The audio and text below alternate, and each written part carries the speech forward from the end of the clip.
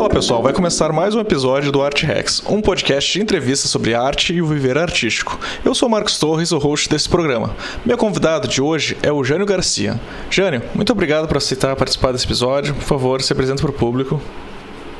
Olá pessoas, eu sou o Jânio Garcia, artista 2D, diretor de arte, artista conceitual. Eu tô na mesma patotinha que vocês e eu agradeço também ao Marcos aí pelo convite. Eu que agradeço no caso, né, Jânio? Mas vamos começar então falando assim, como é que foi o teu primeiro contato com arte? Então, eu tô tendo até um déjà vu, cara. Eu acho que a gente falou sobre isso em algum momento. Eu tenho uma memória muito antiga, por volta de uns 7 anos assim, de ter materiais sobressalentes, né, de uma amiga da família, que a minha mãe trabalhava como empregada doméstica para ela, assim, décadas atrás.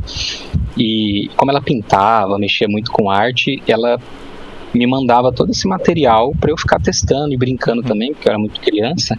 Então foi ali que começou a degringolar toda a minha parte artística ali, aflorar. Eu fazia muitos testes com aqueles bonecos de história em quadrinhos, testava materiais diferentes, alguns eu não sabia nem usar, tipo aquarela, giz pastel, tudo isso eu fui aprendendo depois. Essa é a minha memória mais antiga. E em que momento tu vislumbrou isso como uma possível carreira, um possível caminho assim para seguir? Aí é que tá. Eu não vislumbrei. Isso daí aconteceu. Certo. Eu lembro que eu parei de dedicar tanto ao desenho ali na fase já jovem adulto. Ainda desenhava, fazia as coisas, mas eu notei que eu dei uma estagnada. Aí eu voltei a desenhar com mais frequência por ter entrado numa escola de artes.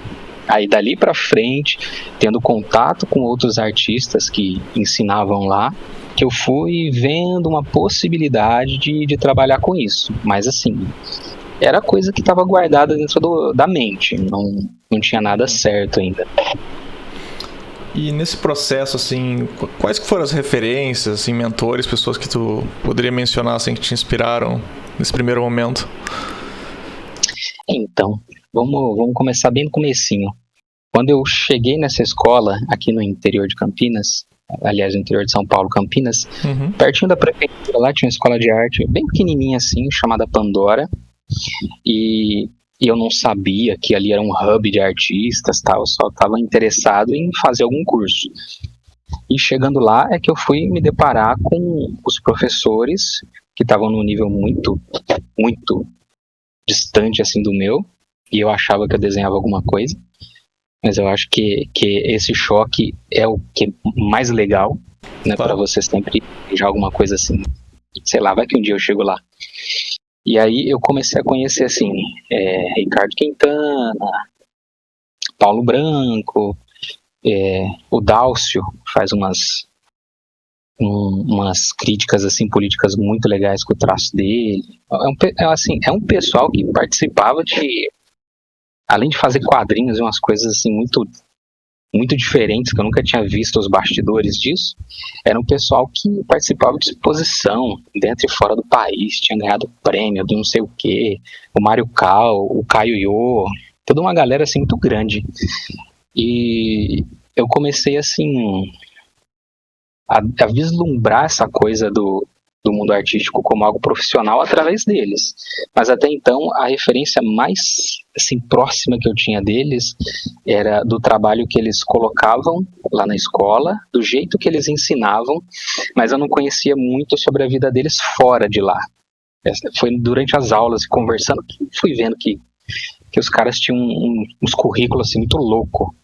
Tipo, o Mário Cal fazia umas exposições com HQ, ele fez a adaptação do Dom Casmurro, eram umas coisas assim que eu não sabia nem que existia, sabe?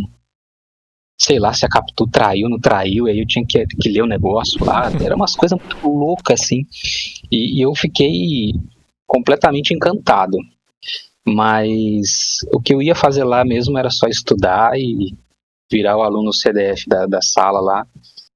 porque esse é um traço que eu sempre tive, de gostar muito de dedicar, ter uns hiperfoco assim muito louco. Sim. E no meio dessa brincadeira aí é que eu fui chegando assim de ter umas referências desse pessoal, e mais tarde eu fui conhecer assim na internet, na época dos blogspot da vida, um Mike Azevedo, uma galera de fora, tipo o Ivan Rasmussen lá, esse pessoalzinho assim que mais antigo, que já tava postando coisa na internet na época do blogspot. Ah, sim. Eu acho que é engraçado falar isso, né? Eu tava até pensando um pouco antes do nosso papo aqui, que uma coisa que me deixa um pouquinho frustrado hoje em dia quando o cara vai procurar artistas e tudo mais é geralmente procurar na rede social, e a maneira como o algoritmo é colocado às vezes não tem aquela, como é que eu vou dizer, introdução mais pura que a gente tinha de entrar, sei lá, num WordPress, num Blogspot, em que tu entrava, tava o nome do artista, tava as artes, e era isso, não tinha uma poluição visual de um anúncio, um reel sendo jogado do nada ali pra ti, sabe? Tipo, era uma coisa muito mais, como é que eu vou dizer, mais limpa, mágico, né? Pode-se dizer que sim, tu ficava horas, às vezes, dentro daqueles sites, procurando os nomes e tudo mais, e dizia, meu Deus, será que tá tudo aqui ou será que tem mais? Procurava, enfim, se tinha algum outro blog, dependendo dos artistas, eles tinham um site, também tinha isso, né? Sim. É uma coisa que a gente bem mais raro, né? Hoje em dia é difícil. Tem pessoal que mantém, eu acho legal isso, sabe? Mas eu entendo que, é custo de servidor, de pagar um host ali e tudo mais. E acaba não valendo muito a pena, às vezes, dependendo do que a pessoa faz, sabe? Acaba sendo mais prático o cara só postar na rede social, né? Então. Com certeza. É interessante. Cara, você puxou isso, eu lembrei muito. Teve um artista, caramba, como é que é o nome desse cara? É que assim, eu tive muita referência de uns artistas que depois eu fui saber que era tudo da escola de arte russa, assim. Uhum. Era tipo um Sergei Kolesov, como é que era o outro? Tinha um que tinha uns nomes meio americano, mas era só pra postar, assim. Mas Facilitar. era tipo Sim. uns fulano Litchenko. Mas esse do Sergei Kolesov eu lembro muito, um que era chamado, acho que era Dmitry Skortsov, alguma coisa assim.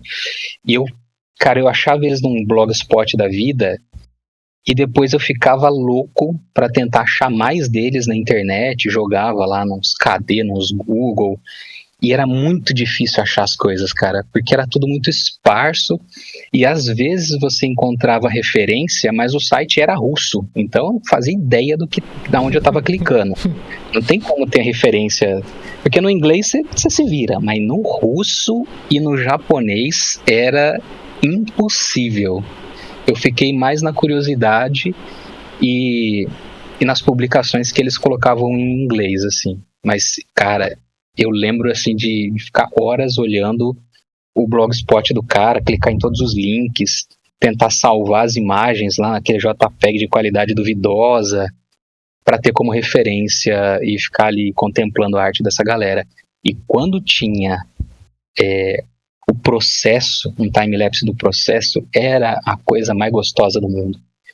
Porque você assistia aquilo lá 10 vezes e não fazia ideia de como o cara chegou naquele resultado. Porque essa que é a mágica do time-lapse, né?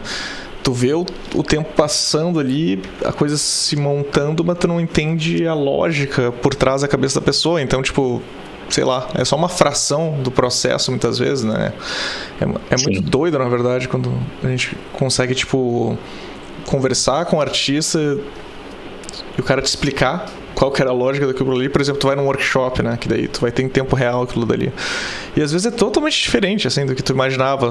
Tipo, um time-lapse acaba sendo muito, como é que eu vou dizer, enganador, às vezes, em relação a como é que o cara resolve a coisa, assim, sabe? Mas, cara, eu até ia te perguntar nesse sentido, já que a gente já tá falando disso, como é que era o processo de estudo, assim, nessa época pra ti? E o que tu aconselharia até em relação ao que tu fez certo ou errado, assim, dessa época? Cara, eu comecei, assim, a estudar pela escola, então já tinha gente te direcionando. Isso me ajudou muito, assim. Saltei de qualidade em poucos anos, o que eu demoraria a vida inteira sozinho. Porque o pessoal foi falando sobre a base do desenho para você entender o que é o raio dos fundamentos lá, de você desenhar com triângulo, bolinha, quadrado, você pensar como um escultor.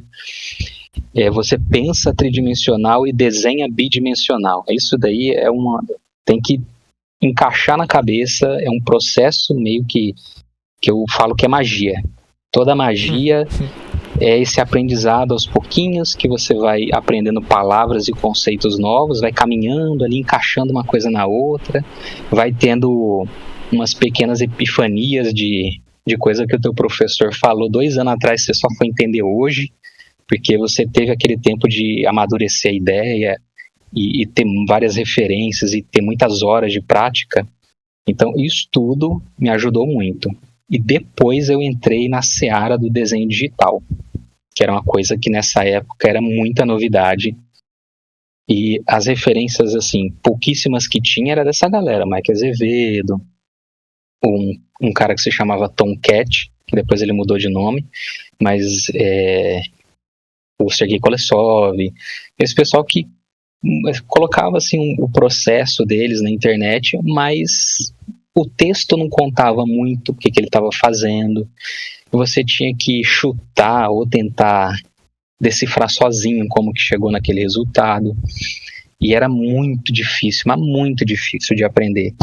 Então, quando eu voltei a prestar atenção nos fundamentos, aí é que a coisa começou a mudar. Porque você corrige muitas falhas assim, gigantescas de entendimento voltando para o básico. Uhum. Eu comecei na arte tradicional e migrei para o digital, então eu tinha uma base legal. Mas se você começa direto no digital sem ficar bem assim, esperto com essa base, eu acho que é muito mais difícil aprender.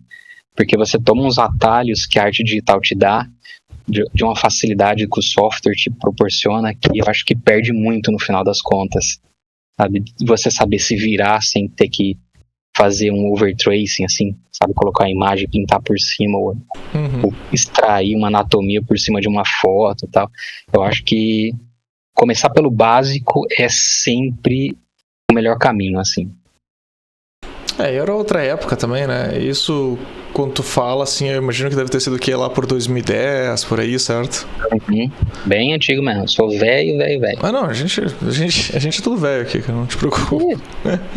Gente, eu fui ter minha primeira tablet da Wacom, ela tinha fio e vinha um mouse com fio junto, e a caneta era horrível. Eu ganhei ela de um outro ilustrador, comprei ela usada.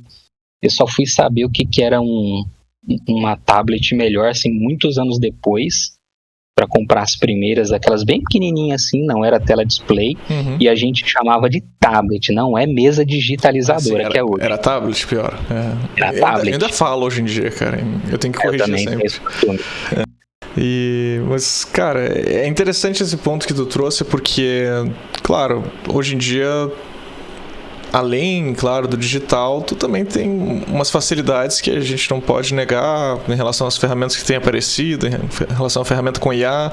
E eu fico pensando na confusão mental que acaba aparecendo, talvez, na cabeça de alguém que tá começando essa jornada, sabe? Tipo, que nem tu falou, poxa, quando a gente começou ali, cara, tinha Blogspot, não sei o quê, e boa parte das referências, elas usavam material tradicional. Então, a gente acabava fazendo muitas vezes esse caminho para ter o início, assim, do aprendizado artístico, né? Mas hoje em dia, realmente, eu diria que é complicado, né? A pessoa não se perder de como que aprender aquilo e, ao mesmo tempo, conseguir, como é que eu vou dizer, manejar a ansiedade de saber que existe uma maneira mais rápida, talvez, de resolver as coisas, que está ali disponível, mas que tem que cuidar com a tentação, certo? Eu também acho, viu? O legal da ferramenta digital é que, se você for trabalhar na área, aí é legal você saber todas as facilidades que ela te proporciona, porque você tem que lidar com prazo, com expectativas, com muita velocidade, principalmente para fazer coisas assim, trabalho de concept, que é tudo muito solto, muito jogado. e como você faz para usar ela para chegar numa estética, num render ali que estão exigindo de você num trabalho que você vai ter que usar foto ou fazer sua própria textura, trabalhar com inúmeras camadas, num processo limpo. Aí é legal saber tudo que a ferramenta proporciona. Mas o bom mesmo é você abrir um Canva lá, tá com um brush de bolinha, com transferência e saber se virar com aquilo ali do começo ao fim. Se você conseguir essa primeira parte, as outras ferramentas só agregam. É o básico, né? É aquela coisa, é o lápis, é aquela ferramenta básica que se tu souber... Tem uma frase que eu já falei demais nesse podcast até, mas vamos lá. Que era... Acho que foi o próprio Craig Mullins citou em algum curso, alguma coisa, que ele falava: quanto mais rudimentar a ferramenta, mais evidente é o artista. Uhum. Então, eu acredito muito nisso, assim. Acho que quanto menos ferramentas estiver disponível, mais evidente vai ser a tua habilidade de compreensão daqueles fundamentos para colocar a tua visão para fora, assim, no mundo. Quanto mais elaborada a ferramenta, que nem é o lance que parece muitas vezes com a IA, que é justamente que o pessoal fala de tipo, poxa, tá pegando de vários lugares e tu não sabe de onde que tá saindo, tu não enxerga às vezes o indivíduo ali por trás, tu não enxerga a personalidade, aquilo lá vai sair sempre com uma cara bem genérica, certo? Tipo, é muito difícil, sabe? Tipo, sair uma coisa específica assim, sabe? Mas... isso é uma coisa que a gente via muito nos artistas antigos, de referência, é que você batia o olho na ilustração e você sabia chutar quem era, né? Nossa, sim, cara, não tinha como você pegar um desenho ali do Mike, naquela época lá que ele fazia as manchas muito loucas dele, e falar assim, esse daqui não é Mike. É, lógico que é, cara, aí, ó, pode pegar aí. É Mike Azevedo. O Craig Mullins, então, meu Deus do céu. Aquela pintura dele visceral, aquelas manchas, não tinha como não saber que era ele. Então, esse estilo que você vai desenvolvendo, você acaba vendo que você precisa das mesmas ferramentas sempre, porque elas meio que fazem uma extensão de você como artista, e elas falam a tua linguagem. Então, você vai ter um pack de 1000 brushes e vai usar 5 a vida inteira. Pior que isso. E é o que você precisa, é o que você se identifica, você sabe se virar bem, e aquilo ali é uma identidade artística muito poderosa. Isso eu acho que ainda acontece hoje em dia, mas eu acho que existem vários problemas em relação à identidade, assim, quando a gente fala isso. E é interessante tu puxar isso, porque às vezes, quando eu vejo trabalho de pessoa mais novo, existe aquela questão, muitas vezes eles estarem buscando uma voz e eles estarem se espelhando no que funciona no mercado, certo? Então, digamos que, eu vou fazer no estilo de uma empresa específica. Não vou entrar numa específica aqui, claro, mas, sei lá, qualquer uma dessas empresas grandes de jogos, assim, elas têm uma direção de arte, às vezes, muito concisa, né? Então, tu vê que muitas vezes, principalmente quando a pessoa está buscando trabalho, ela vai tentar se colocar numa posição em que que fique favorável ela ser contratada para aquele tipo de serviço, sabe? Acho que isso que acaba também, muitas vezes, fazendo com que a gente olhe, às vezes, sei lá, um ArtStation e tudo mais, e a gente tem uma dificuldade, às vezes, de identificar quem é quem, assim, pelo menos à primeira vista, não? Eu concordo muito, porque é o pessoal que vai estudando, já mirando o mercado de trabalho, às vezes até faz uma mentoria com quem já está trabalhando ou freelando para aquela empresa e realmente acaba meio que suprimindo um pouquinho da voz própria para se encaixar no mercado. Isso é um fato. E assim, não é que não tenha, de novo, artistas que têm uma voz um pouco mais interessante, mais única, assim, né? Mas eu acho que existe talvez um segundo momento que isso acontece, em que é possível desenvolver isso e vai ter mercado, sabe? Porque eu acho que essa é a maior complicação que muitas vezes o pessoal sente, assim, poxa, eu vou fazer uma coisa muito específica minha, mas onde é que isso se encaixa, né? Tipo, existe um mercado para isso ser encaixado, assim, sabe? Acho que existe sempre esse receio, porque no fim das contas é uma profissão que tu quer, né? Ser um profissional, tu não quer só fazer um hobby muitas vezes, né? Sim. Então... Isso meio que entrou no nosso caminho depois dessa fase que a gente tem de aprender a desenhar, né? Sim. Quando a gente só tá aprendendo, curtindo ali, a gente vai se descobrindo, mas se você já começa o curso mirando o mercado, você meio que pula essa etapa. E eu acho que é uma coisa que é pra vida também, né? Eu acho que a gente segue... Claro, enquanto tu estiver fazendo arte, tiver um interesse, tu não só vê como um trabalho, que pode acontecer também. Tem pessoas que eu conheço que não levam tanto mais pra esse lado. Às vezes, tipo, eu faço aqui, pago minhas contas, é isso aí, sou competente nisso e tudo bem. E tudo bem, sabe? A pessoa quer fazer desse jeito. Tudo bem. Eu não vejo um problema, sabe? Mas até aproveitando esse gancho, assim, falando de primeiros trabalhos, essa jornada, assim, como é que foram os primeiros trabalhos que tu pegou, assim, na tua jornada? Nossa senhora, vou te contar. Conte. Depois que eu comecei a migrar pro digital, eu fui pegando os primeiros freelas que normalmente vinham de outros artistas que ou não dariam conta, né, pela demanda, ou só queria passar para frente, porque não queria pegar aquele freela e ia passando para mim. Então eram coisas muito, tipo, material didático, que eu fiz com o Dálcio acho que foi colégio Anglo, se não me engano. Nossa, faz tanto tempo. Tinha umas ilustrações internas, assim, para uns livros, que era tudo com nanquim. Na época eu usava nanquim. Nossa. Aí eu escaneava o desenho com um rascunho em ciano por baixo para tirar ele no Photoshop, tratar a imagem, e quando eu fazia no A3 eu tinha que escanear em 2, 3 partes para juntar no Photoshop. Nossa, cara, era uma época muito diferente. E aí esses primeiros que eu fui pegando era sempre um personagemzinho cartoon, uma coisa mais infantil, para depois começar a aparecer coisa com cor, porque aí eu já aprendi a colorir direto no digital, mas fazer line art com a mesinha era muito difícil, era um esforço maior do que você fazer no papel, então às vezes eu misturava as duas mídias para chegar no resultado que eu queria. E eu lembro, assim, que os primeiros trabalhos que eu mais lembro, assim, era material didático ou livro infantil. Era sempre a mesma pegada, pagava-se relativamente bem e dificilmente você fazia sozinho, porque o fluxo de trabalho era muito intenso, né? Era um prazo apertado, aí um fazia online, outro fazia nanquim, outro escaneava, outro pintava no digital, fechava os arquivos e mandava tudo embora. Então eu lembro que os primeiros trabalhos foram assim. Depois, com o tempo, eu fiquei nessa escola, assim, uns bons tempos. Eu fui chamado para fazer parte do estúdio da escola, que eu não sabia nem que existia um estúdio lá. Mas ofereceram, falei, vamos ficar aqui uns 3 meses, ver qual é que é. Gostaram do trabalho, fui aprendendo ali e me efetivaram como ilustrador. Só que aí eu não sabia que viria uma fase profissional onde desenhar nem sempre era o que você fazia. Eu fui aprender a mídia tradicional de como fazer coisas de design mesmo.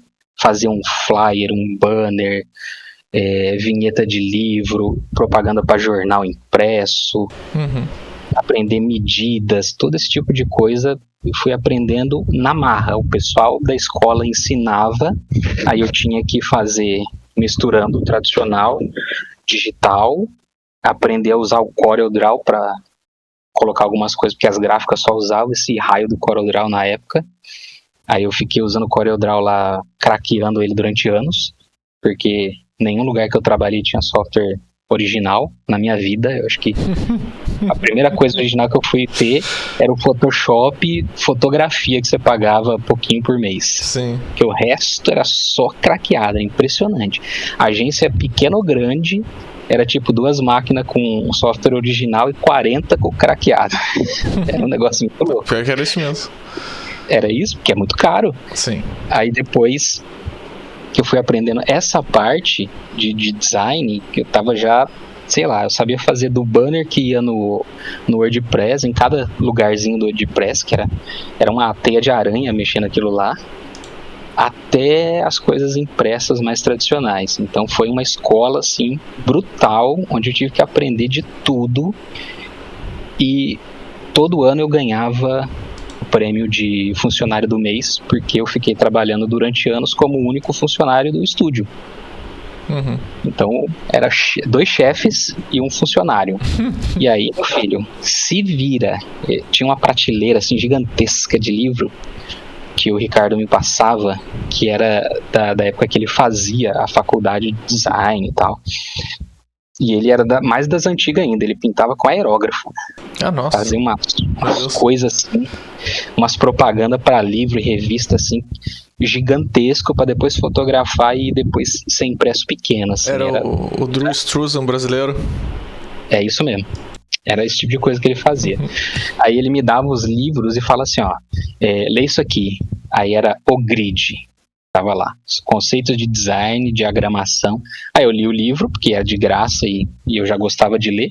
Pegava busão para ir voltar para casa, assim, gigante. 1 hora de ônibus.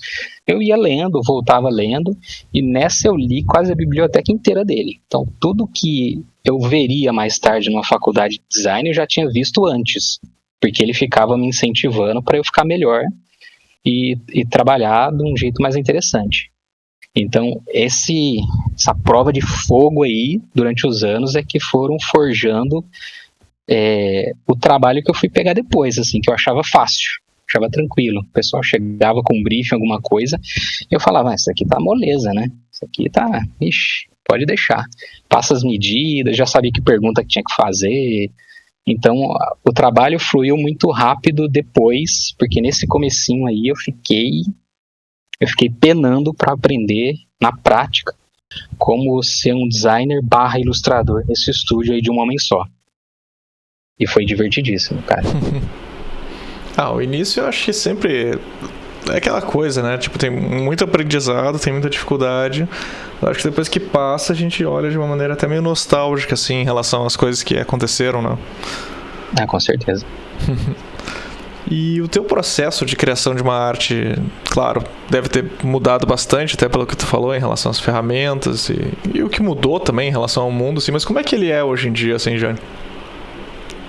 Bom, como hoje eu tenho essa graciosidade de ter várias telas e um display, uma tablet display, assim, é tudo direto no digital. Uhum. E é tudo muito rápido. Eu consigo manter muita velocidade por causa da prática contínua, mantendo uma boa qualidade. Aí se eu quiser ir para uma qualidade muito alta, eu tenho que desacelerar, como eu imagino que a maioria seja. Mas eu acho que é receber briefing, fazer as perguntas que eu tenho que fazer, que eu acho que é importantíssimo. Nem todo briefing vem completo. Uhum. É uma loucura esse mundo da arte, não existe padrão nenhum. Cada estúdio que entra em contato com você, ou cliente, que às vezes é o cliente direto, às vezes é um mediador, ele vem ali com um texto para você, seja em português ou em inglês, e é um quebra-cabeças, porque a gente não lida com empresas, a gente lida com pessoas, é o diretor de arte de tal lugar que tem uma personalidade, um jeito de escrever, falar, que vai entrar em contato com você para te oferecer o trabalho. E ali é que você tem que começar a desenrolar a coisa. Se você for uma pessoa muito tímida ou não souber falar ou escrever, você tá na roça nessa profissão, porque é muito, muito jogo de cintura. Então é perguntar para onde que mídia que é, proporção, tamanho, 100 centímetro, polegada, não sei o que, quando que são as datas de entrega de todas as coisas. Nunca omitir nenhuma informação, nunca sacanear o seu cliente, assim, nunca. Se você vai atrasar, você fala, negocia prazo, conversa sobre o pagamento antes de começar o trabalho, para perguntar se vai ter que emitir nota, né? Tem gente que não faz nem ideia que tem que emitir nota para alguns clientes. Então, tudo isso eu já faço logo no comecinho do primeiro contato. Pego o briefing da pessoa, faço um rascunho mais solto possível, assim, só para passar a ideia que eu quero, para saber se o que eu estou fazendo está indo na direção do que eles estão precisando. E nessa hora me despir de qualquer tipo de ego de artista, porque é trabalho. Então, se a pessoa falar que não tá bom, que tá ruim, que precisa de várias mudanças, eu tô dentro do jogo. Não tenho dó nenhuma de descartar rascunho, fazer de novo, rabiscar por cima, ou que a pessoa me traga o desenho rabiscado por cima, por aí vai, faz parte do meu processo. E dali em diante é que eu começo a refinar. Então eu faço o rascunho 2, 3, 4 vezes, até chegar naquele rascunho bonitinho com line art, mais limpinha. Se isso couber no trabalho, se a pessoa quiser uma coisa meio pintura a óleo, aí já o line art ele é só uma estrutura, que aí depois eu vou tudo na mancha de uma vez só. Mas assim, o comercial mais tradicional é fazer os rascunhos, o desenho mais limpo, depois blocagem de cinza, volume então de cinza, colorização e depois uma finalização em cima de tudo isso, para entregar um arquivo assim com as camadinhas bem bonitinhas, editáveis de preferência, dependendo do cliente que eles pedem. E aí saiu da minha mão, tá tudo certinho assim. Eu gosto muito de ter esse processo junto com a entrega do arquivo, com todas as camadas agrupadas e nomeadas, porque eu sei que outra pessoa vai pegar meu arquivo e ela não vai fazer ideia do que eu fiz. Então eu entrego tudo mastigadinho para não ter erro. E aí eu fico em paz. Aí é só emitir a nota e receber o dinheiro e comprar uma pizza para comemorar. Pô, mas eu gostei que tu falou literalmente também a parte de business, assim, né? Muitas vezes quando eu pergunto esse tipo de coisa para outro artista, geralmente ele entra só na parte técnica, né? E tu foi bem específico até desde o início de como é que funciona uma negociação, de como é que funciona uma parte de briefing, até a entrega, né? Que nem tu falou agora no final. Achei interessante falar isso, porque às vezes o pessoal esquece de mencionar que, cara, às vezes isso aí vai passar para outras mãos, ou isso vai ser reutilizado mais de uma vez, e tem que estar editável, tem que estar bonitinho, bota corzinha nas camadas, sei lá, se não for, tipo, 2D, 3D, hoje em dia também tem isso também, você vai usar um Blender, dá pra tu botar bonitinho, nomeado ali as coisas, tudo pra pessoa achar. Cara, eu acho que é importante mencionar esse tipo de coisa, porque de fato, faz parte de ser um profissional, faz parte do processo ser um profissional, ser um artista. Profissional não é só, né, a parte técnica, assim, né? Não é só a parte ferramental, assim. Até porque eu acho que isso acaba sendo meio... Claro, ainda tem algumas limitações, mas, por exemplo, eu sei que tu usa bastante o Clip Studio, não é certo? Atualmente eu uso só ele. Sim. E tu sente alguma diferença grande, assim, alguma limitação em relação ao que tu fazia no Photoshop, por exemplo? Cara, eu dei graças a Deus de sair do Photoshop. Porque ele é uma Ferrari que você usa para dar volta no parquinho. É muita coisa dentro daquela potência de fotografia. Ele é pesado, ele exige muito da máquina. Ele faz arquivos muito grandes também. E no Clip Studio ele é só para desenho. Então assim, é um software levinho, não trava, eu nunca perdi arquivo com ele. Todas as ferramentas que eu sentia falta no Photoshop ele já tem nativo. Então ele foi feito de artista para artista, né? O Photoshop a gente ficou anos lutando para falar para eles colocar mais brush, para rotacionar a tela. A comunidade artística reclamou muito da Adobe pelo preço que a gente pagava e pelo que eles devolviam para a comunidade artística, né? Que eles sempre foram focados em fotografia e manipulação de foto. Então, na hora que eu consegui migrar de vez para um software que tinha tudo que eu precisava, aí eu desencanei de vez do Photoshop. A única coisa que eu faço do Photoshop é, na hora de salvar o arquivo do Clip Studio, eu salvo uma versão em Photoshop para mandar para o cliente, mas eu não uso Adobe já faz muito tempo. Mas assim, até essa questão da ferramenta, claro, ela é importante do ponto de vista financeiro e tudo mais, mas acaba sendo indiferente até o processo que tu tinha explicado antes. Acho que era esse o ponto que eu estava tentando chegar aqui, sabe? Se fosse Clip Studio, se fosse Photoshop, não faz diferença. A questão não faz. Do profissionalismo ali, do processo, tem que se manter o mesmo, né? Acabou sendo o mesmo, assim. Eu migrei sem grandes problemas.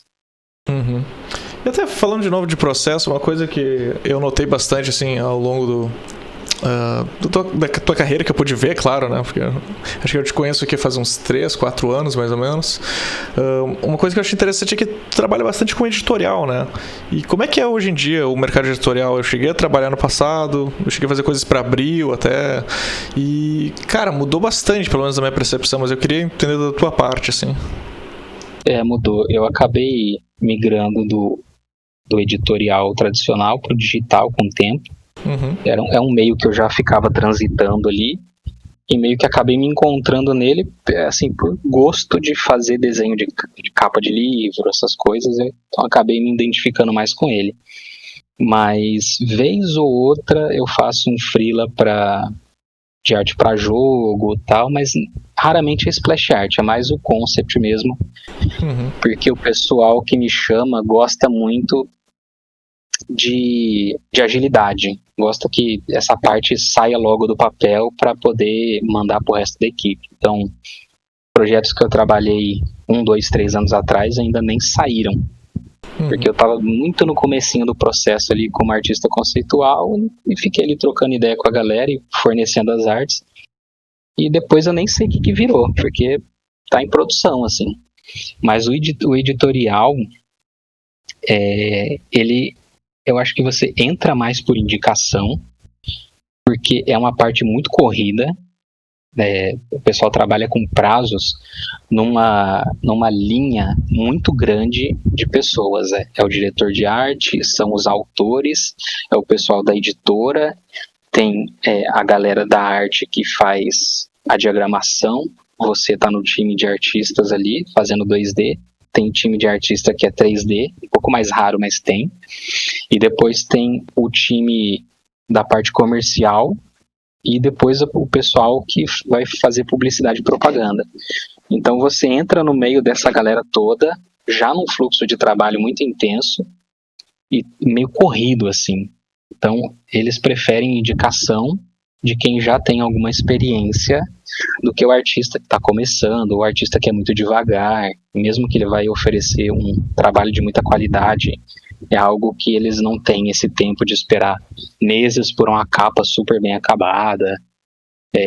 Então essa parte da pressa acaba limando muita gente de simplesmente entrar.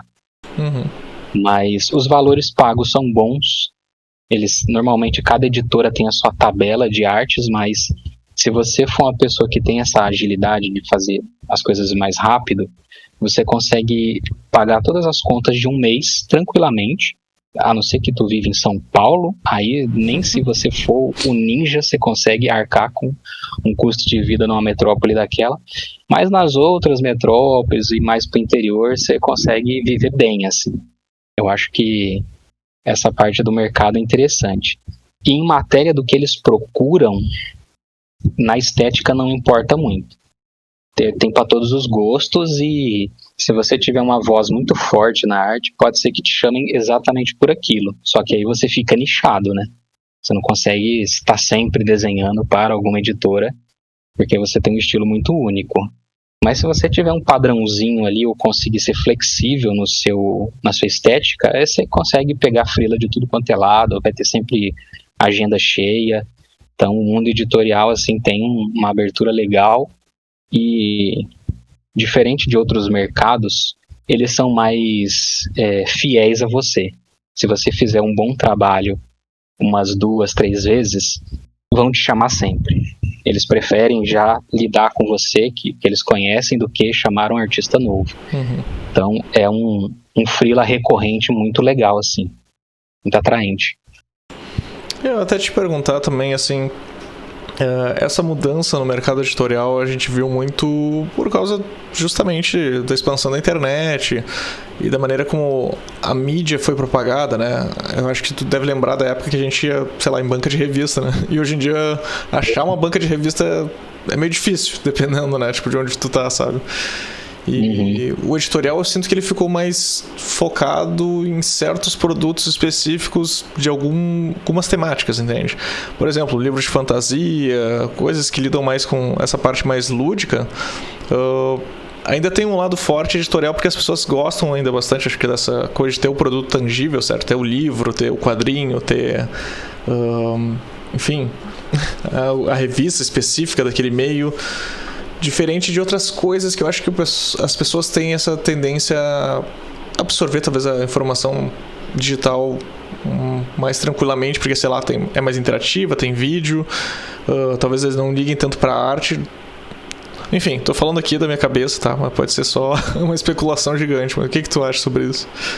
Eu também acho. Eu acho que o pessoal que tá no meio editorial, eles são mais preciosistas, eles preferem que você gaste mais tempo fazendo um livro ali com todo capricho, pensando já no produto final, impresso, bonitinho, com todo o acabamento, quer sentir o cheiro da página, quer ter na estante.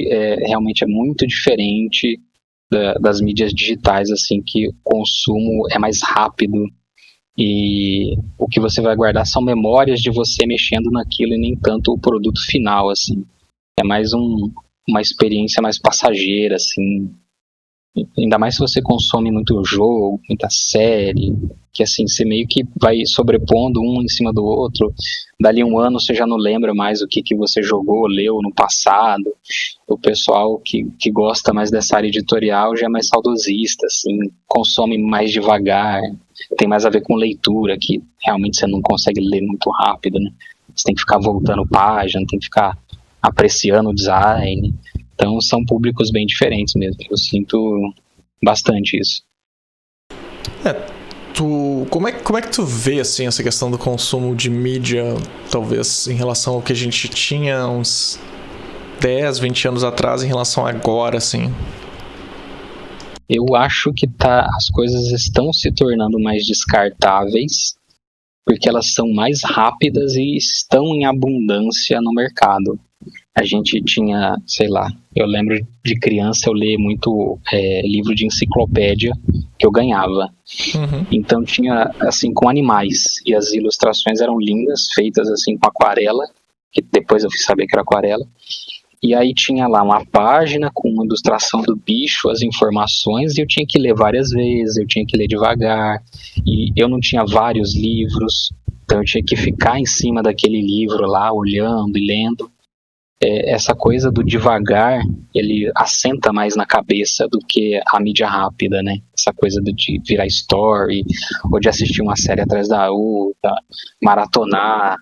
Essas coisas acabam ficando mais descartáveis porque a gente não tem tempo de pensar nela, de apreciar, de ficar conversando com outras pessoas sobre o que você assistiu ou jogou.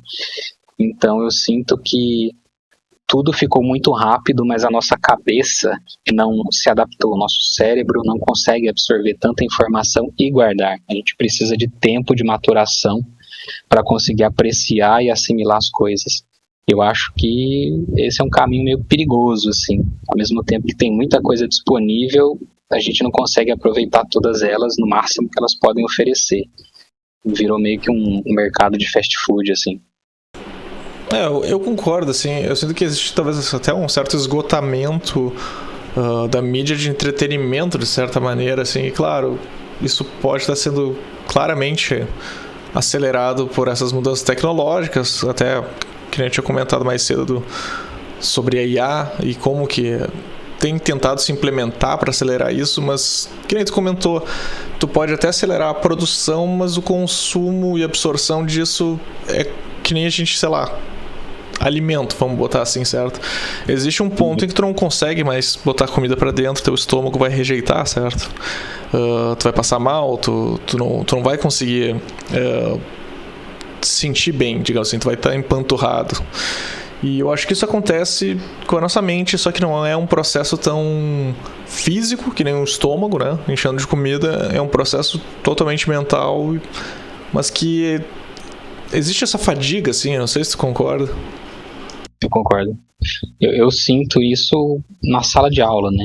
Eu comecei a dar aula de arte em 2013, que foi também a época que eu entrei no mercado, assim, como freelancer.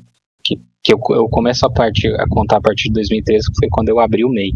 Mas antes eu já tinha feito uns freelas, assim, mas não foi nada muito significativo. Aí quando eu abri o MEI, assim, eu falei, não, agora, 2013 em diante, eu vou contar como artista freelancer. E aí eu comecei a anotar na sala de aula pelo padrão dos alunos, que foi mudando de acordo com o tempo. Eu fiquei nessa mesma escola que eu estudei, dando aula. Aí eu e outro professor, a gente teve que fundar o curso de arte digital, que a gente estava aprendendo, fuçando bastante, e a gente pegou ali uma grade, ficou quebrando a cabeça para montar esse curso, porque não existia. E a gente não tinha referência de lugares onde ensinavam também. Então a gente meio que montou do zero e foi refinando o curso com o passar do tempo. Mas tudo 100% voltado para o desenho digital a partir do Photoshop. Aí os padrões de aluno mudaram muito, porque existia esse tempo de maturação, né, das coisas que a gente ensinava, que exigia muita prática e repetição, e a pessoa tinha que fazer pergunta, ela tinha que demonstrar um interesse, tinha que te ouvir muitas vezes, explicar a mesma coisa de formas diferentes e demonstrar, que com o passar do tempo meio que morreu.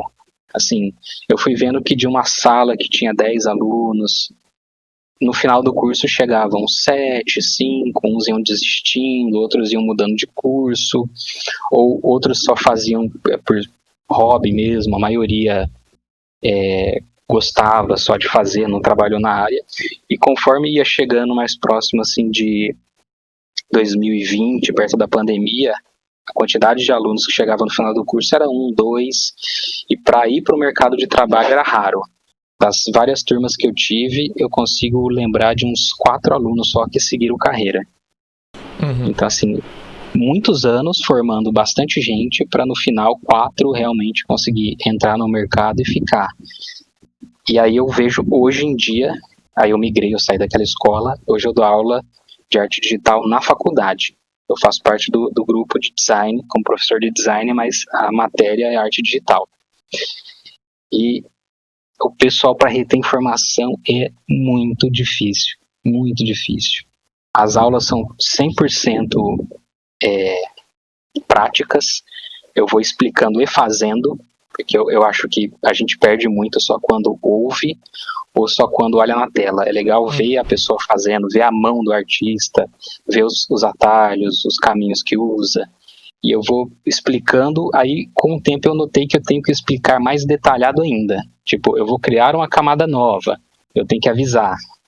Eu vou mexer o objeto, aí eu tenho que falar o nome da ferramenta ou o botão de atalho e a pessoa me vê mexendo. Então, assim, parece que existe um abismo de cognição, de retenção de informação que se criou por causa dessa maneira como a gente não consegue mais aprender hoje, de aprender devagar, de realmente ficar ali praticando várias horas por dia, ou fazer a mesma ação 2, 3 vezes seguidas para conseguir fixar na cabeça o que é assim, assustador o jeito que as coisas mudaram.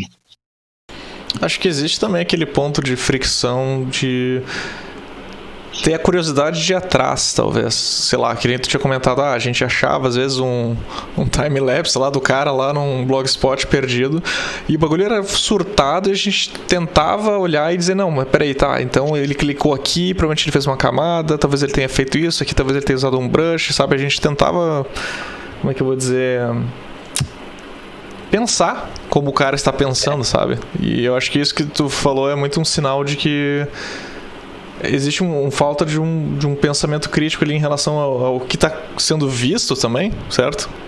Tanto que tudo tem que ser explicado passo a passo.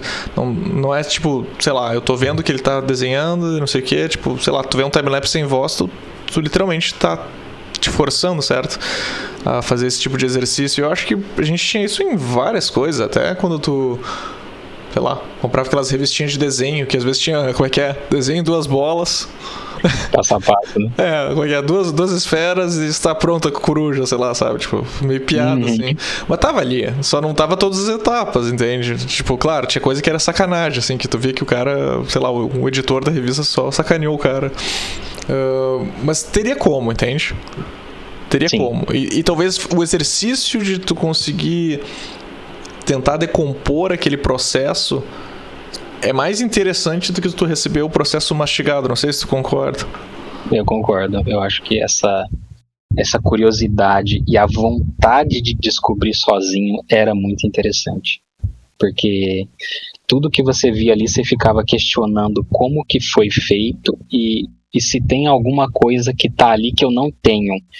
Um brush, uma textura, um atalho, uma ferramenta que eu não conheço. O que será que tem ali que dá para eu fazer ou adaptar também? Que a gente via um processo ali e a gente tentava fazer do nosso jeito. Então isso também ajudava a chegar num resultado parecido, só que com as ferramentas que a gente dispunha no momento.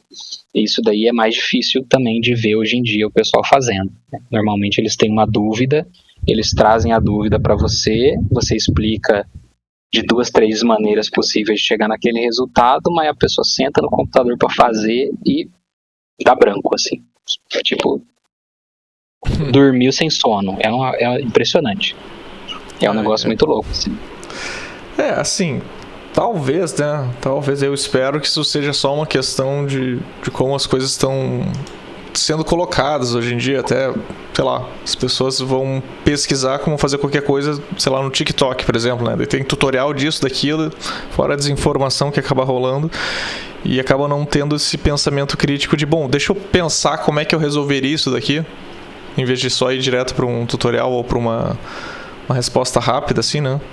Então, talvez seja um dos problemas, é claro, mas também, que nem tu comentou, acho que as coisas estão muito aceleradas e todo mundo quer resolver tudo muito rápido, conseguir tudo muito um imediatismo e não toma esse tempo para pensar mesmo, para poder refletir como fazer a coisa, para falhar. Tu tinha comentado, né? Pela repetição, aprender pela repetição talvez seja uma coisa que mudou bastante de uns tempos pra cá, assim, sabe? Porque essa coisa de tu ter que lidar com a frustração não é algo que é muito, como é que eu vou dizer, incentivado, assim, a frustração na nossa modernidade, talvez, sabe? É tudo muito pra agora, é tudo num clique, é tudo instantâneo, né? Então, é estranho. Eu tenho essa marca, esse humor meio ácido durante as aulas para meio que despertar nos alunos possíveis caminhos ali que vão aparecer, porque primeiro semestre sou eu dizendo que vai dar tudo errado. Porque o teu desenho vai sair uma merda no começo, principalmente se você nunca teve contato com o software ou com a arte em si. Mas tem que ser, porque eu estou numa sala de pessoas que vão se formar em design. Eles têm que pelo menos entender como que você sai de uma bolinha para um rosto, assim, no final do curso. Então, eu gosto de ir fazendo de um jeito bem humorado, mas sempre pro lado ácido e explicando e mostrando e incentivando eles a fazer e falhar miseravelmente, porque no final do curso meio que é recompensado, assim. Quem entrou não sabendo nada sai sabendo um pouco, e quem era bom ou já tinha predisposição sai muito melhor. Mas é um processo que dura, assim, 2 anos. E são 2 anos que a pessoa tem que investir. Os alunos que gostam muito de ler, de montar, mexer com jogos muito cerebrais, assim, eu vejo que eles se saem melhor, porque tem mais paciência. Mas os outros ali que tem mais ansiedade, acaba conseguindo no final das contas. Mas é assim, são 2 anos, cara. 2 anos vendo a minha cara toda semana. E assim, é recompensador. Pelo menos ali o pessoal consegue sair com a noção boa de desenho, porque a filosofia que eu ensino para eles é que, apesar deles estarem ali se formando para uma profissão de ser designer, o desenho ele é uma matéria tal qual uma geografia, uma filosofia, uma matemática. Você vai aprender a refinar o seu olhar. A verdadeira ferramenta do artista é o olho. Se bater o olho num objeto, você ter um entendimento de como que ele seria construído através de uma blocagem, um rascunho, ou até de você querer modelar ele com as mãos, do jeito mais tradicional ali numa barrinha de clay. Esse processo, ele é assim, preciosíssimo, porque você vai fazer uma interpretação de uma coisa que você está vendo. Então você é uma ferramenta, um veículo, um ser humano que vai dar uma forma para aquilo que você está olhando. E cada artista vai chegar num resultado diferente, mas no final das contas todo mundo vai saber do que se trata. Se ele desenha uma árvore, um rosto, um bicho, um monstro. Mas eu acho que esse processo cognitivo do desenho, ele é muito importante. Então, se a pessoa sair dali sabendo que o desenho é uma ferramenta cognitiva muito boa, minha parte já está feita. Eu já fico muito feliz. Não precisa formar nenhum Picasso, não. Eu já estou nas alturas. Não, mas faz total sentido isso que tu falou, porque realmente na hora que a gente vai resolver problemas, e claro, pra gente isso vem naturalmente, mas vou pegar uma coisa meio aleatória, assim, sei lá, eu tava mexendo nos móveis aqui de casa que eu queria fazer. Cara, o que eu fiz? Eu desenhei e tá ali, tá ligado? Desenhei, sei lá, depois joguei no 3D e tá resolvido um problema. Não é um problema artístico, mas é um problema da vida real, que dá pra resolver a partir do desenho, certo? Do design, desse tipo de coisa. E tu dá essa ferramenta para as pessoas a mais do que simplesmente ela... Porque eu não consigo imaginar, pelo menos eu não sei tu, mas eu não consigo imaginar minha vida sem ter esse tipo de visualização, sabe? Tipo, ter esse tipo de visão das coisas, pensar de uma maneira abstrata, assim, poxa, eu vou, sei lá, fazer um armário. E não desenhar, parece estranho para mim, não sei.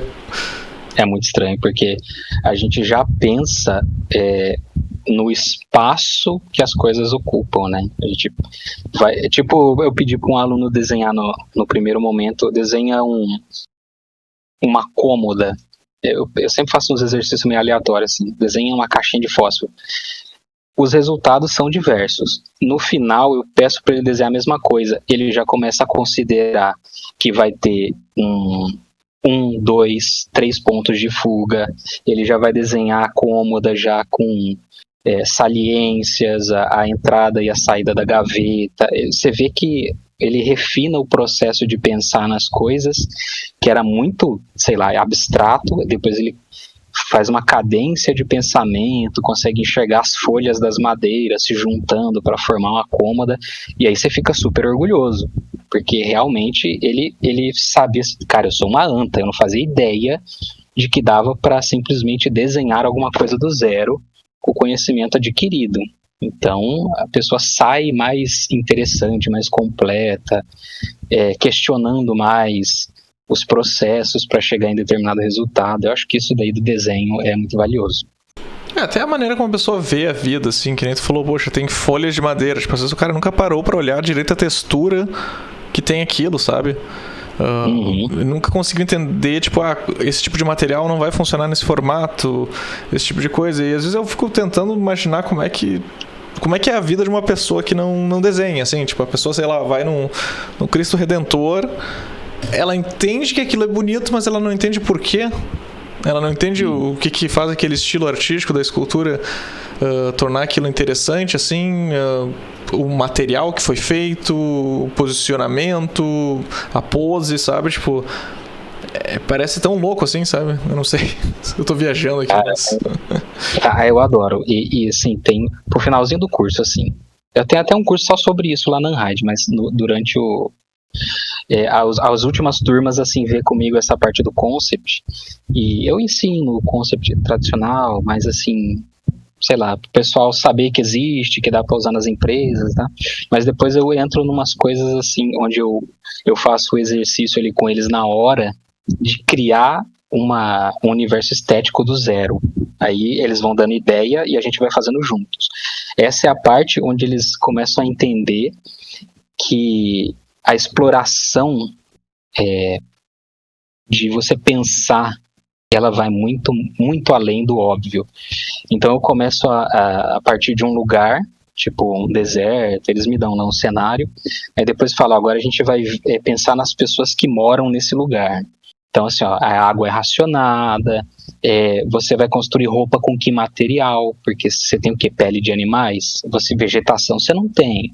Como é que seria essa pele? Como é que você confeccionaria uma roupa para um personagem que vem do deserto, que mora naquela região, e que tudo que ele tem disponível ali é areia, pedra, bichos, como é que você desenharia uma tenda, uma casa desse habitante daquela região? Ele vai morar numa caverna, ele vai migrar por aquela terra ali, andar e construir uma tenda. Essa tenda vai ser feita do quê? É madeira? É pele? São panos? Esse pano vem da onde? Como que você confecciona isso? Aí eles começam a entender tudo que está por trás e começam a gerar universos estéticos muito ricos, assim, de detalhe. Tipo, não tem minério de ferro ali para você extrair. Então, como é que seria a arma desse cara para ele se defender? Nessa civilização existe a escrita. Por que teria escrita? Escrita é uma coisa que demora para você desenvolver. Então, toda a tradição é oral. Eles têm arte meio rupestre, eles desenham, eles têm símbolos. Aí eu começo a fazer um monte de pergunta e eles começam a dar resultados assim muito ricos, que tudo isso se encaixa dentro de arte conceitual, que no final eles fazem um desenho ali, mas todo o processo anterior eles adoram, porque eles veem que essa capacidade de criar coisa do zero é muito legal.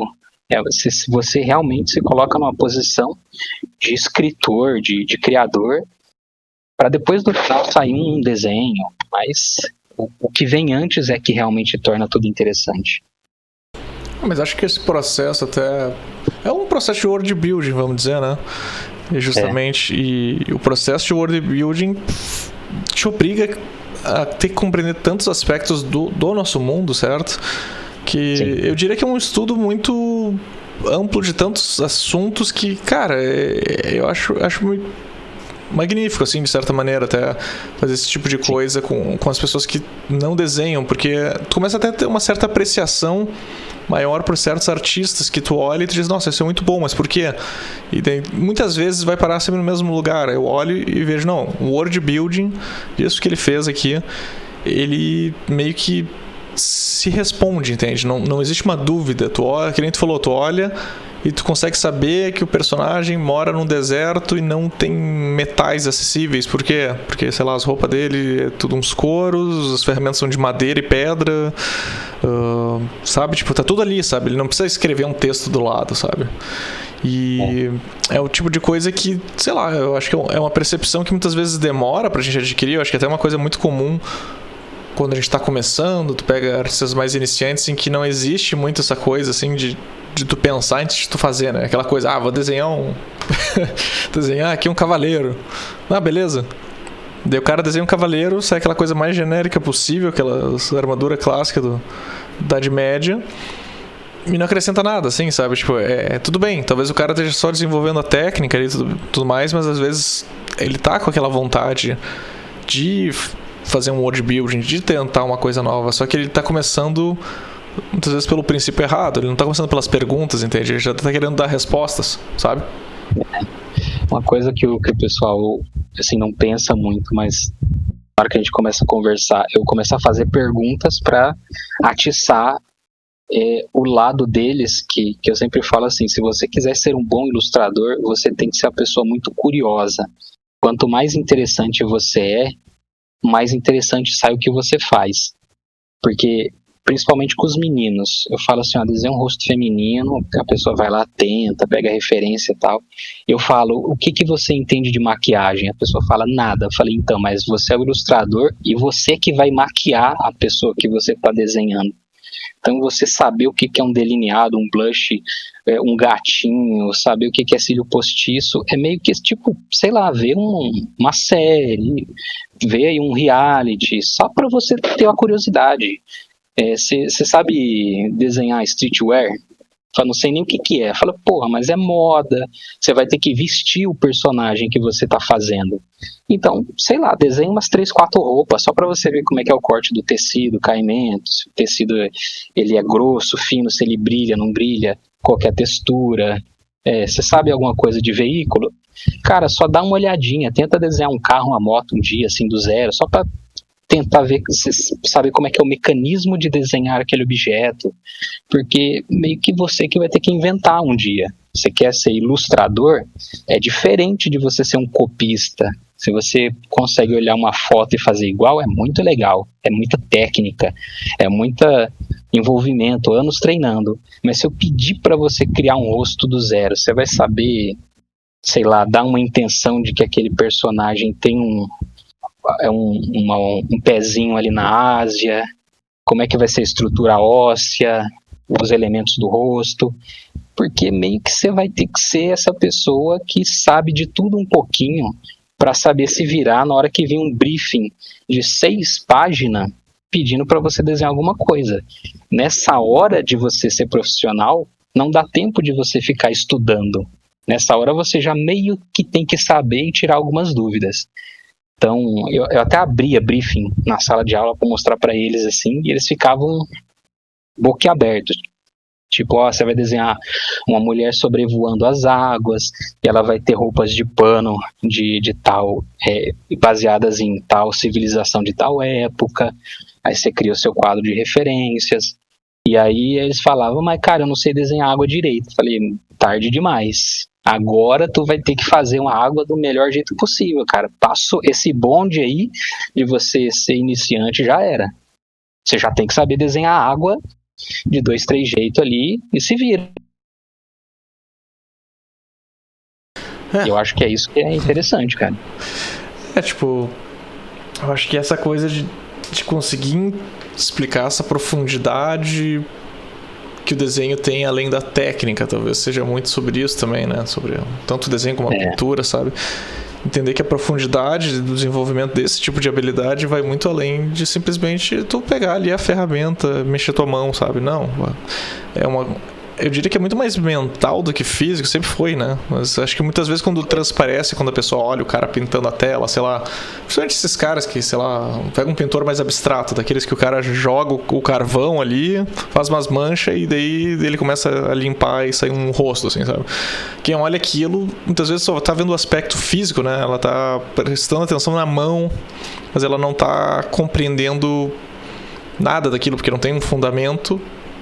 Tudo bem, mas ao mesmo tempo não tem essa compreensão que nem a gente estava falando agora de world building, o que ele quer fazer, qual é o rosto que ele está representando, sabe, tipo, qual é o ângulo, qual que é a luz, qual que é a emoção, qual que é a expressão, sabe, tipo, são muitas coisas, né, tipo, é meio loucura, assim, porque é até um pouco, como é que eu posso dizer, eu acho que tu deve compartilhar o mesmo sentimento. Quase todo mundo que eu já falei sobre isso, acho que tem a mesma sensação de que é um pouco assustador, assim, quando tu pensa tudo que tu deveria saber, ou gostaria de saber também, e o tempo de vida que tu tem pra aprender essas coisas, sabe? Uhum. É muito louco. A gente fica nessa ânsia de querer aprender tudo, e a gente sabe que não vai conseguir, né? Mas a vontade de querer saber, eu acho que já impulsiona muita coisa, já. Não, com certeza, assim, a gente falou, poxa, tu vai fazer um trabalho, daí tu vai ter aquelas referências, só do fato de tu pegar aquelas referências, sei lá, faz uns sketches, tenta entender a sensação daquelas formas, daquilo dali, daquele material, eu acho que já te dá um ganho muito superior do que tu simplesmente dizer, não, vou fazer o que eu tiver aqui de cabeça, sabe, tipo, não tem comparação, assim, sabe? E eu queria te perguntar outra coisa, na verdade, é próximo disso que a gente estava falando, tu tinha falado, né, sobre a faculdade de jogos e tudo mais. Tu tá com um estúdio que desenvolve arte para jogos, no caso, né, o Storm Creative Studio, certo? Eu tenho esse estúdio com um amigo, né, ele fundou, eu conheci ele lá na Pandora, ele fundou alguns anos atrás. A gente trabalhou muito com editorial e aí ele tá migrando para essa área de jogos também. Aí veio pega um freela, assim, é mais concept do que qualquer outra coisa. Mas, vez ou outra, a gente pega um pouquinho desse universo de fazer freela pro pessoal do 3D assumido ali, né? Faz umas artes conceituais, ou coisinha para celular, umas coisas mais, assim, pequenas. A gente nunca pegou um freela muito grande, assim, pelo menos até o momento. E tu, durante esse processo no estúdio, tu teve a experiência de ficar mais na direção de arte. E como é que tem sido, assim, pra te fazer o papel de diretor de arte? Cara, eu falo pra todo mundo, assim, que eu preferia cair de moto, sabe? Toda vez que o pessoal fala assim, você faz freela como diretor? Eu falo, não faço, amigo. É que lá no estúdio que eu tenho com o Guga, é que assim, ele é muito brother e eu já sou um ilustrador veterano. Aí eu fico na direção de arte dos projetos que chegam lá. Mas fora daqui, meu irmão, você tá louco. Que trabalho que dá você direcionar outros artistas para manter uma coerência estética de um trabalho só. É uma loucura, assim. É um negócio muito difícil de fazer. Eu admiro muito quem só é diretor de arte, meus parabéns.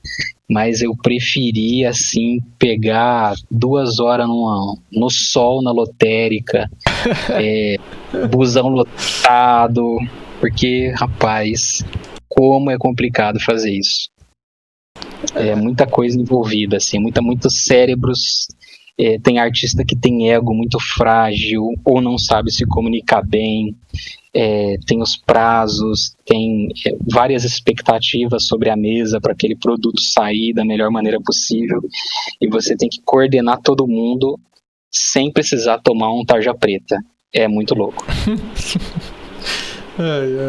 Eu acho engraçado tu falar isso, porque eu tenho uma sensação parecida nas poucas vezes que eu fui diretor de arte. E é muito complicado, né? Que nem tu falou, tu tem que manter uma visão coesa naquele projeto, coordenar várias pessoas ao mesmo tempo, ser meio que o tio da creche, que eu gosto de brincar, né? Porque essa coisa de tu ter que lidar com as expectativas do projeto, as expectativas das pessoas e as tuas expectativas daquilo, é literalmente um malabarismo mental, assim, que digamos que às vezes tu nem dorme direito, né? Uhum. E tem, assim, o pessoal que tá ouvindo às vezes não tem noção da dimensão, mas vai desde coisas muito grandes, que é você fornecer um padrão estético para aquele trabalho. Você faz meio que brushes que você vai usar, espessuras de traço, você desenha todo um concept ali, faz uns bonequinhos de frente, de lado, de trás, em forma de T, não sei o que. Você faz um direcionamento gigante, passa para essa equipe e depois vai refinando como todo mundo vai trabalhando numa linha de produção que não pode ficar travando. Aí depois você pega coisas muito pequenas, que é erro de comunicação, ou a pessoa que tem vergonha de perguntar, porque a gente ainda tem artistas que ou são muito novinhos de idade, ou simplesmente não sabem escrever, falar direito. Gente, escrever. Tem gente que não sabe escrever de verdade, assim. Não sabe concatenar ideias num texto e te mandar por WhatsApp ou por e-mail. Juro pra vocês, é muito difícil. E tem gente que erra coisinhas muito pequenininhas que ou você faz uma chamada de vídeo pra mostrar, olha, fulano, a nuvenzinha nesse universo estético aqui, ela é sempre esfumaçadinha. Eu tô usando esse brush aqui, Tall Brush. Eu tô usando, às vezes, um Dodge Tool aqui pra esfumaçar. Tá vendo? Fazendo aqui. Olha a minha tela, tá vendo? Ó, tá feita. Você viu como que faz? Tá vendo? Eu fiz ali pra você. Aí daqui 2 dias, errou de novo. Aí você para todo um processo, vai lá. Tem dia que você fala assim, eu vou arrumar. Foda-se, eu vou arrumar, não vou falar mais nada não, porque tem que entregar e tem prazo, não sei o quê. É uma gerência de coisas que são grandes e pequenininhas que vão tomando muito do seu dia, e normalmente o diretor de arte está envolvido em vários núcleos, então você tem reunião o dia inteiro. Então, além de tudo, você ainda tem que lembrar das coisas, ser organizado, ter planilha, ter o seu Trello, o seu Google Sheets, é muita coisa fazer a direção de arte. Então, assim, eu particularmente prefiro cair de moto e me ralar. Mas acho que é uma questão também de perfil, assim, né, Jânio? Por exemplo, tem pessoas que gostam bastante dessa parte de ter que organizar e de ter que lidar e claro, tu vai ter que socializar com as pessoas também nesse processo, é inevitável, tu não pode ser, pegar aquele diretor de arte que diz, bom, ruim.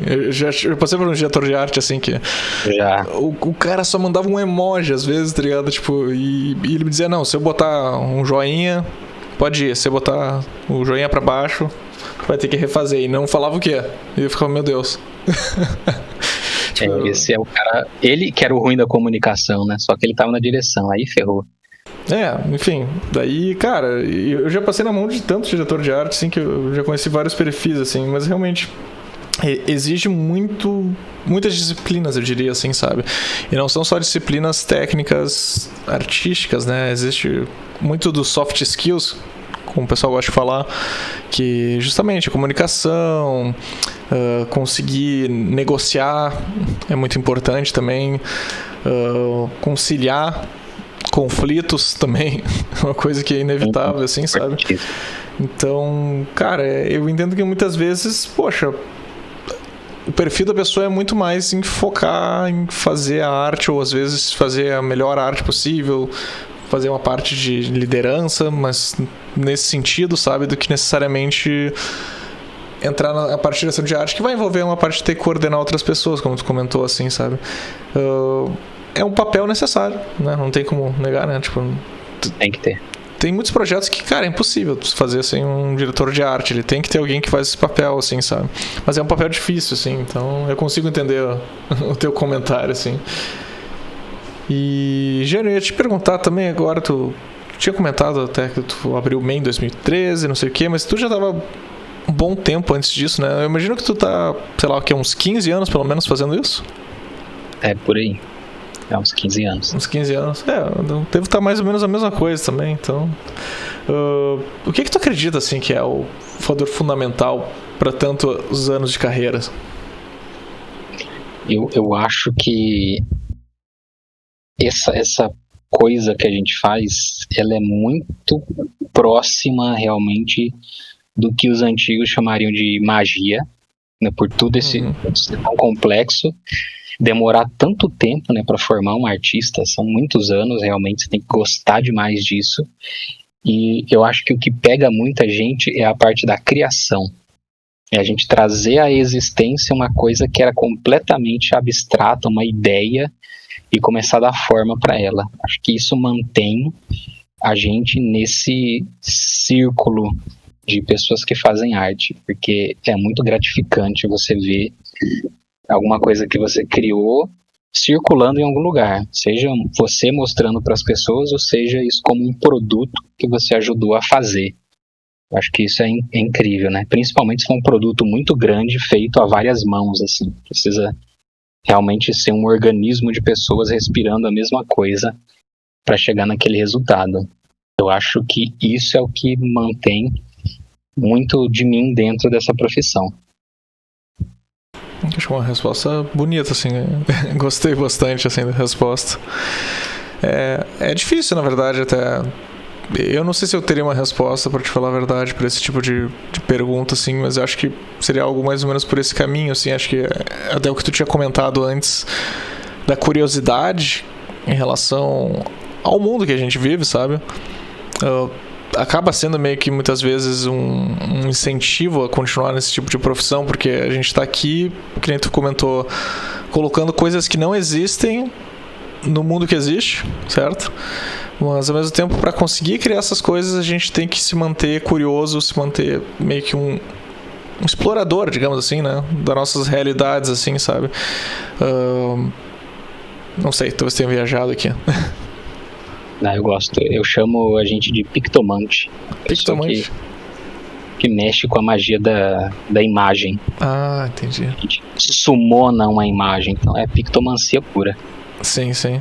Então, tu sente que isso talvez tenha perdido um pouco da magia de uns tempos pra cá, a partir do momento que as pessoas acham que, sei lá, é só apertar um botão pra criar uma coisa, assim? Eu acho que não. Eu acho que é mais uma autoenganação, a pessoa tentando se convencer de que aquilo realmente é tão incrível quanto alguém que realmente sabe o que está fazendo, mas não perdeu muito, não. Eu acho que isso impacta mais o mercado de trabalho do que realmente o mundo real, né? Tu acha que o ser artístico, sei lá como a gente poderia dizer isso, ele continua tendo a relevância que ele teve ao longo da história? Ou tu acha que isso talvez esteja meio afetado assim hoje em dia? Eu acho que depende muito do tipo de sociedade que a gente vive, sabe? Eu acho que artistas em regiões diferentes vão ter visões diferentes, mas na nossa, que o nosso país já não é muito de valorizar a arte, é mais difícil. principalmente no aspecto comercial.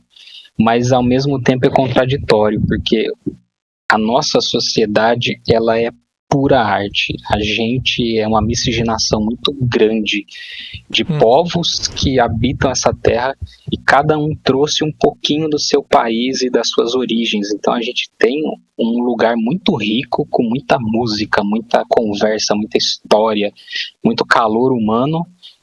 Só que na hora que você transforma isso num jogo, num filme, num livro, numa série, as coisas mudam, porque aquilo vira um produto e não é todo mundo que tem um incentivo ou um meio de acessar aquilo. Sim. Então é uma contradição gigante do nosso país. O acesso à arte sempre foi complicado, né, historicamente. E eu não falo nem de atualmente, se tu pegar lá atrás, sei lá, na época, os faraós, seja o que for, quem é que tinha, digamos, as grandes esculturas e tudo mais, era justamente, sempre foi elite, sempre foi esse tipo de pessoa que teve acesso aos artistas, assim. Eu não acho que isso mudou hoje em dia, né, a gente ainda tem fine art, né? Tem várias coisas nesse sentido, mas ao mesmo tempo, algumas coisas poderiam ser mais acessíveis pela questão dos meios de comunicação que a gente tem hoje em dia, sabe? Tipo, tu consegue abrir um vídeo do YouTube e descobrir quem era, sei lá, o Loomis, quem era, enfim, qualquer um desses grandes pintores, assim, sabe? Mas ao mesmo tempo, como é que eu posso dizer?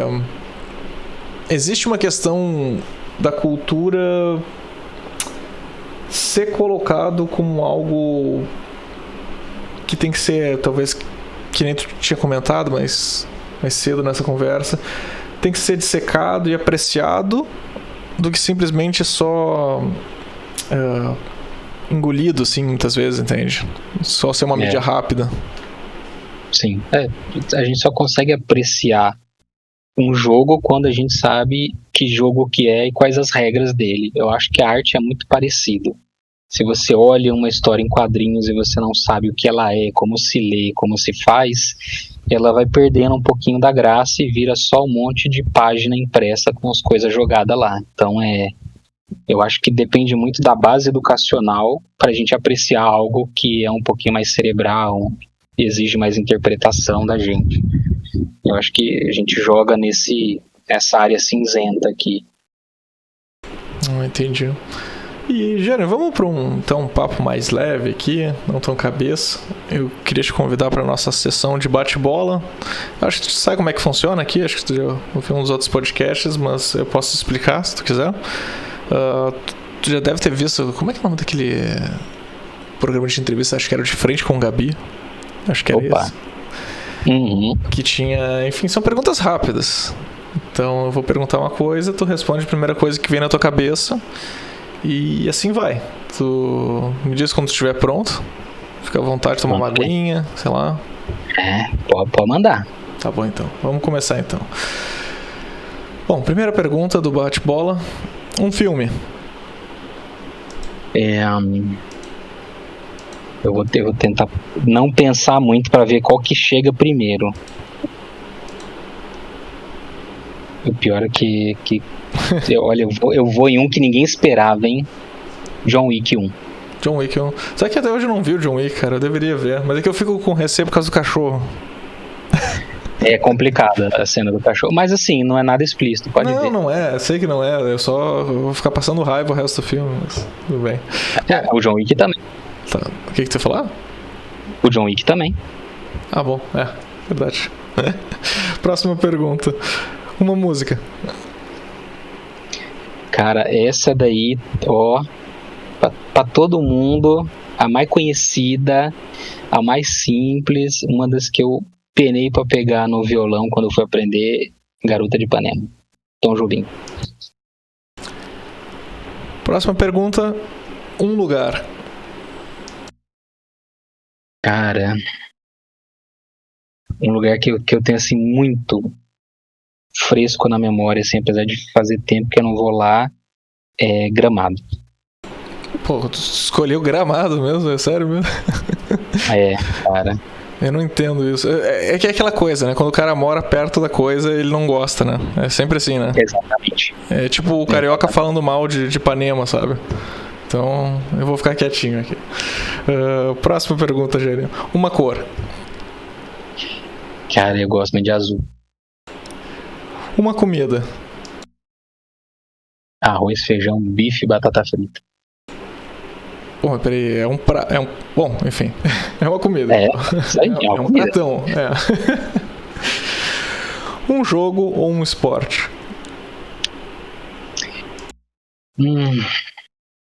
Eu gosto muito de basquete. Um medo? Ficar burro. Ficar burro em que sentido, assim? Cara, ter alguma uma doença degenerativa assim e acabar com você. Ah, entendi. Um sonho? Mano, aí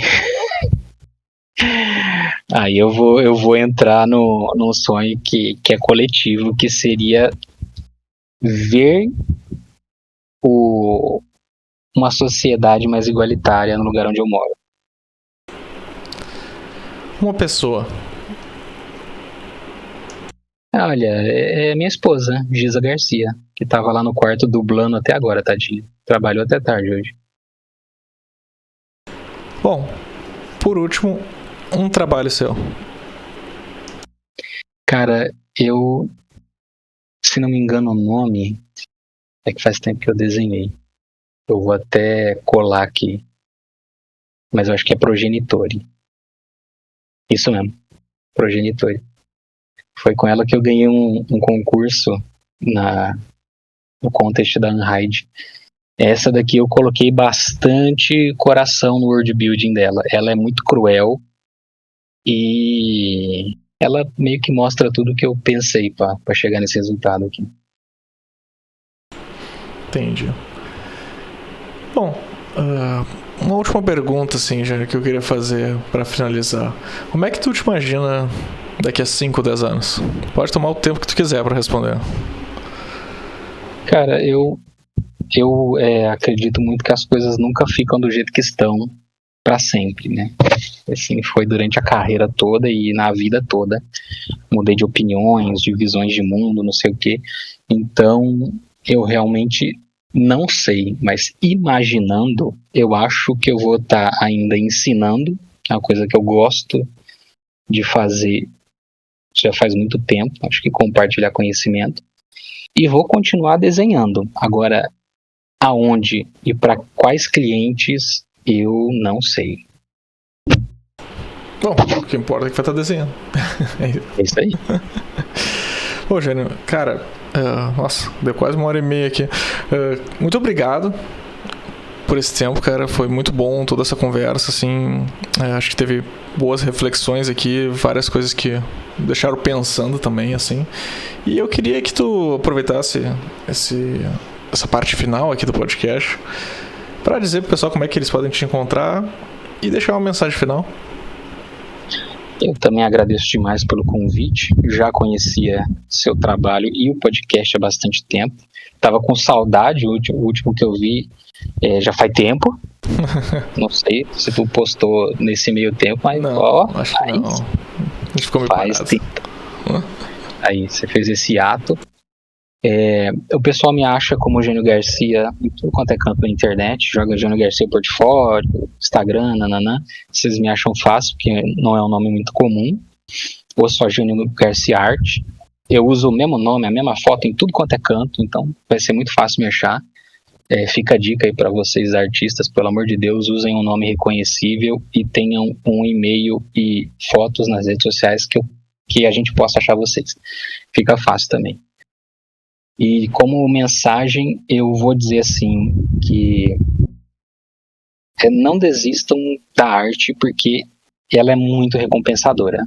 Para tudo que você imaginar na vida. E ela vai muito além de desenho. Ela pode ser música, dança, vários tipos de expressão. E eu acho que nós somos muito intrínsecos à arte. Isso vem de nós e é feito para outros de nós. Então, eu tenho uma frase que eu fiz um tempo atrás dizendo, me perguntaram o que você acha que é arte no seu ofício, como que você vê a ilustração. E para mim, a arte é eu mostrar para as pessoas que estão de olhos abertos o que eu vejo quando eu fecho os meus. Que é essa coisa da imaginação, de você criar. Então, assim, sejam pessoas artistas. Seja você um médico foda, ou seja você um ilustrador. Não importa o que você faça, mas goste dessa coisa de arte e tenta ser um ser humano mais completo que você puder. Tipo, não fica estagnado, sabe? Leia de tudo, se informe de tudo, porque você vai crescer na vida, vai ser gostoso, vai ser interessante, e você meio que vai acabar se interessando por pessoas, coisas e situações que você não imaginava antes de ter essa mente um pouquinho mais aberta. Então acho que é isso que seria gostoso de ver as pessoas fazendo hoje em dia, é o que eu recomendo. Muito bom, cara. Pô, muito obrigado. Obrigado. Bom, pessoal, espero que vocês tenham gostado desse papo. Lembrando que a gente está no Spotify, no YouTube e também temos uma página no Instagram que vocês podem pegar as atualizações. Se vocês quiserem ver um pouco mais do meu trabalho, conhecer mais sobre mim, vocês podem me seguir lá com Marcos Torres, _art, tanto com ArtStation, Instagram, e também tem no YouTube com Marcos D. Torres, o meu canal do YouTube, onde eu também faço uploads desse podcast. Beleza? Então, a gente se vê no próximo episódio. Grande abraço!